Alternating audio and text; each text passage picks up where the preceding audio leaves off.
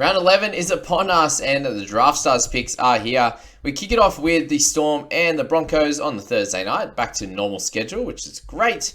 And team lists were pretty kind to all of us here, so this game will be pretty straight up, and it's going to be very hard to find value, but we will find it, don't you worry. And really, you'd think this matchup would be fairly evenly matched, and Meaney didn't have his best game of the season last week, still a 35, and that shows where his floor is at the moment, and I think that they can bounce back and potentially snag this one from the Broncos. So I will still be selecting Nick Meaney in my side in this one. I think Herbie Farnworth, again, is one of those good picks that I think could get you a 40-odd pretty comfortably, and Walshy had a massive game as well, so a good bounce back from him. I still think in this one, Walshy's got one of those guys that does go really well against the lesser sides, and in this one here, I think Herbie would be the play on that one. It's very hard to select any one of the cheaper side here in the outside backs. Up top, we've got Munster, obviously Reynolds continuing to do good things. And really, in this one, probably at 3K cheaper, Reynolds needs to be the play. Only scoring 52 across his last two games. Not ideal, to be honest, but really, at 19K, you can cop that, and then he has the upside of the 60s as well. Guys like Munster have the bigger upside, but still a 3K is going to really save you, and you can use that across the other positions. And obviously guys like Payne Haas and Carrigan and Nelson Asofa-Solomona are going to be those guys you want to spend that money on. And Haas had one of his lower games of the year, and it was still a 55. So you can really expect a 60 plus from him in this one. He will be really needed to go very well. Welchie had a bit of a low one as well, and you'd expect him to bounce back, but the last few games for him have been fairly low, and really this is the one you need him to come out and do well. You would have expected last week that he would be a lot fresher and in a lot better position to do great, and it just didn't happen in that one. So frustrating if you picked him in that one, but really the other guys on the list, you've got Flegs, who's fairly cheap and has been getting some sneaky good minutes over the last couple of weeks, so a 40 out of him at the 12K range would work out great. But really, you want to be going up top as much as you can, and hopefully a bounce back from Big Nelson in that one. Okay, let's go to Dogs and the Warriors in the outside backs. A few of the guys we've been speaking about of recent time have been doing pretty solidly, and Hayes Perham last week ended up with a try and got 45, so he was a great pickup.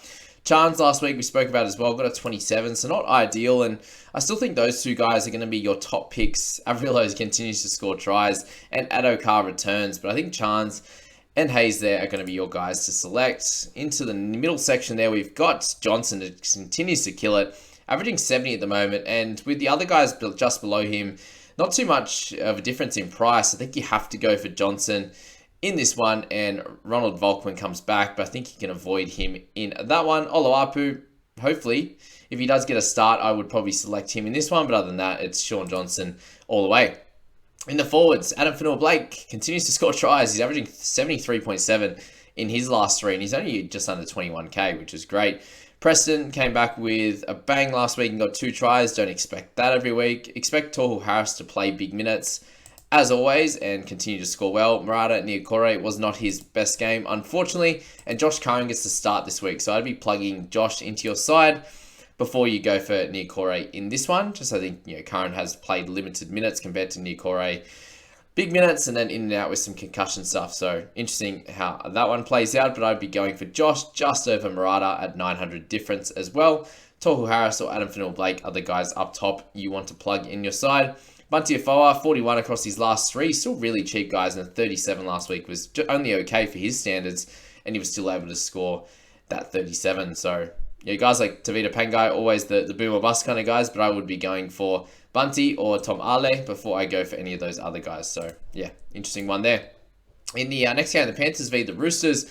I expect Panthers to probably win this one, and comfortably. Both teams haven't been playing super well. Panthers continue to win where Roosters continue to lose. So very interesting on that front. You got Dylan Edwards, who is the gun in this game. He will continue to score well. Tedesco's been okay at best, so I'd be going Edwards over Tedesco every day of the week here. You got Crichton and To'o. I think with Crichton not kicking goals anymore, To'o is a better selection, and Billy Smith was massive last week with that 70. So really the big thing holding him back is just being on the park. So if he can play this one and do well, you can't miss out on him at 10K. Next section, Cleary, just the clear Big Dog and obviously Joey Manu. If Manu keeps the 6th position, you'd expect him to do well again, but Cleary obviously last week went nuts with an 88, 78 the one before that. So either one of those, if you can't spare the 4K to get Cleary, then Manu's going to be your guy. And Smithy continues to play pretty well also, another 55 last week, but he seems to be carrying his shoulder and just reeling out of tackles at all times. So they're the 3 guys in that section. Isaiah continues to dominate, and he's the most expensive for a reason. He deserves to be. Angus Crichton gets back into the starting role. Should be able to play big minutes in this one and do a great job for you. Lindsay Collins averaging 43. Gets him into your side, I would say. Very, very consistent. A 50 last week was great. And then lower than that, Matt Lodge at under 10K. He's back with 2 awesome games, 40 and 45. So he's a must-have, I think, at 9,800. And that is all for that game. Let's move to the Bunnies up against the Tigers. And it's going to be an interesting one again.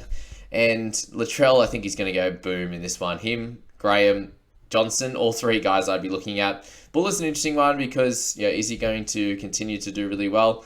I don't know against the Bunnies, but Nofaluma might be that guy that does sneak that try. He was back with a vengeance there, 65 and 33. His 2 upon return, especially when the Tigers have been doing well. So they're the sneaky ones. Stafford Toa and Tupou have been doing great as well. And then Kentane Milne come out and do a good job. Lots of question marks. Can they be answered? They will be. Next section, we've got obviously Cody, I think is probably the best selection here. That's really all. Luke Brooks has been solid, averaging 49 his last 3. That's 250 pluses, but against this side, I know 14K. If you don't have the cash, then sweet, go for him. But if you do, go up to Cody. And then the forwards, John Bateman's returning, but carrying a hamstring injury. I don't really want to go near him. Papali'i again and Murray both not scoring very well. I'd be avoiding those 2. So I think you need to go down. Cheekham's been a bit average the last couple of weeks, which is a bit strange. Really, it's Host, it's Sele. There's not a lot of guys, to be honest with you. Liam Knight coming out with a good game last week of 30, so he's under 10K. He might be someone you need to slot in to spend money elsewhere, or you have to go up top to, I don't know, Twiley. Twiley's probably been the best guy that you could select, hitting 50 each and every week. So he's the must-have, I'd say, along with Liam Knight, and then pick your 3rd from there. Okay, let's go to the next one, Cowboys and the Dragons. There's lots of guys to potentially select in this one. Holmes and Drinkwater have been doing okay. Drinky's going better than Holmes, averaging 50 odd. Was it 48 over the last 3? Holmesy has had a bit of a low little stretch, but he's always very solid. Ravalawa continues to score well, guys. I think he's probably the guy from the Dragons that you probably want to get in your squad. And then you've got Max Fainai, who's been going well, 36.8 his 2 games that he's played. No one really else you'd want to look at. Obviously, your man Kyle Felt is getting a little bit more expensive, which is annoying. But Ravalawa, and then mixing between those Cowboys guys. I expected Cowboys win in this one. I'll be finally tipping my own team, that's for sure. It has been a while. That definitely is for sure. Jaden Sullivan, he absolutely smacked it last week, 64 with 2 tries. I think he'll come out, play 50 minutes again and do well, but we are unsure what's going to happen with that rotation. If he does get the start and gets 80 minutes, he's a must, guys. And other than that, Ben Hunt needs to return from his poor one last week. Could come out and get a big one for sure. But Sullivan, probably the sneaky one there. All right, this way need a big spend.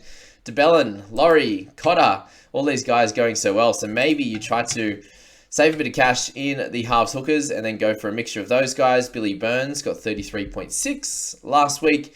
Harlem Lukey coming back. I think he'll be much better for this one. Both really cheap. So a mixture of a couple of those top guys and either 1 or 2 of these cheaper guys at the 11,000 mark is going to do great for your side in that one.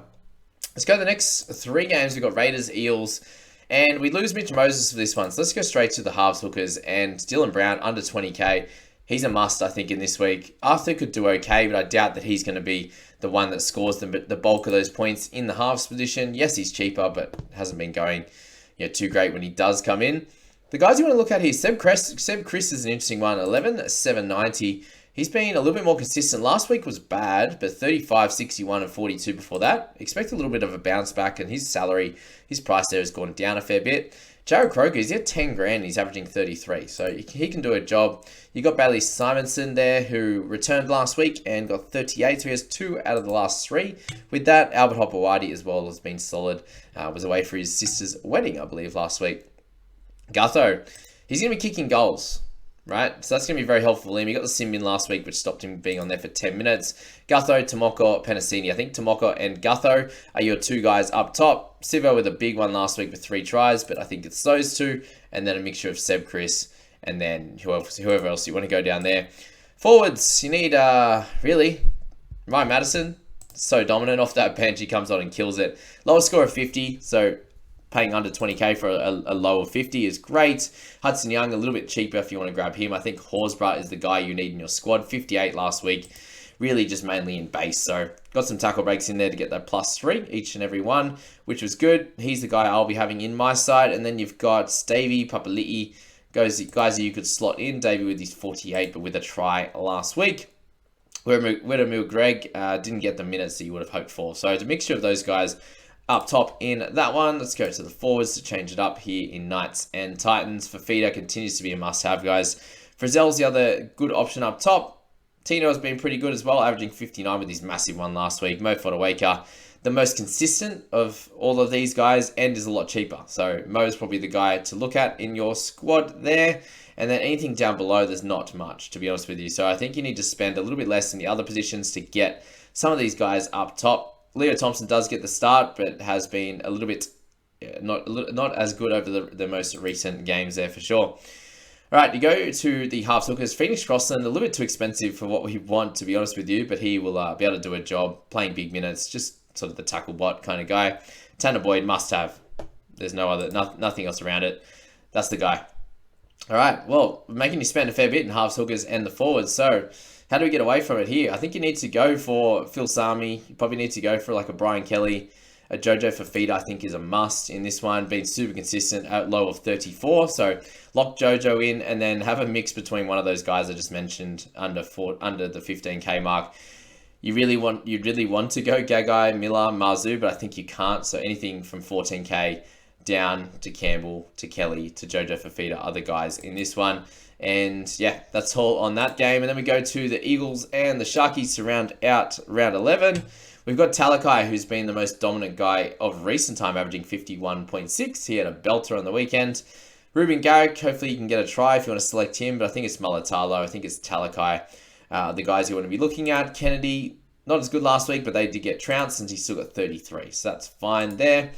Do you double down on Nico? Or do you go down 5k and go to DCE if they can play a little bit better than they have been? The Manly side, but his lowest is 67 over the last few, and Hines came out with a 47, and that was an absolute shocker. So I really don't see much of an issue going for DCE or Hines. I think either way, it'll work out pretty solidly for you. And then Brayley's been the consistent guy, hitting that 50 on a regular basis at the moment. Our try scorer of recent time, Teague Wilton, continues to score. He's got a couple in a row now. Olakwatu is the big dog here, and he's continuing to score well. Lots of tackle breaks there. 55 is lowest in the last 3. Paseka, I think you need to select in this one. Finucane should come up in minutes, so maybe that drops Kafusi a little bit, as well as McInnes, who got 68 last week. So Paseka's your guy. I think he'll do better than he did last week, and he still scored pretty well with that 48. So I expect a 50 plus for him at almost 16k. You want some improvement out of like guys like Kelma Tuolangi to be able to select him, but Royce Hunt in there, a couple of 30 odds, so just over 10k. I think he's a play as well, and you probably need to get someone in like him who's a bit cheaper. Hazelton was a bit of an improvement, but not really much around him. So guys, I wish you all the best of luck heading into your Draft Stars round 11 weekend. Please hit that sign up link in the description below. That just lets them know that you've signed up through me and these videos. It's just a big support and a big thank you to all of you guys for watching as always, and have a good week.